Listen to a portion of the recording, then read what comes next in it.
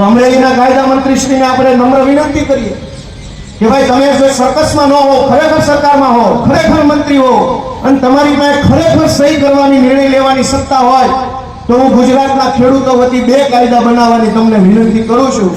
ફેબ્રુઆરીની અંદર બજેટ સત્ર આવવાનું. બજેટ સત્રની અંદર કાયદો લાવો. ગોપાલ ઇટાલિયા એ કાયદા ઉપર, બિલ ઉપર મત આપી અને કાયદો બનાવવામાં તમને સપોર્ટ કરશે. પણ ક્યારે તમે જો સર્કસમાં ન હો, તમે ખરેખર મંત્રી હો, પટાવાળા ન હો, તમારી પાસે સત્તા હોય, તમારી પાસે અધિકાર હોય, તમે સહી કરી શકવા, તમારો સરકારમાં વટ પડતો હો તો બે કાયદા ગુજરાતની વિધાનસભામાં ફેબ્રુઆરીમાં લઈ આવો. એક કે આખા ગુજરાતમાં જે જમીન માપણી થઈ છે, જમીન માપણી રદ કરવાનો કાયદો ફેબ્રુઆરી સેશનની અંદર વિધાનસભામાં લઈ આવો.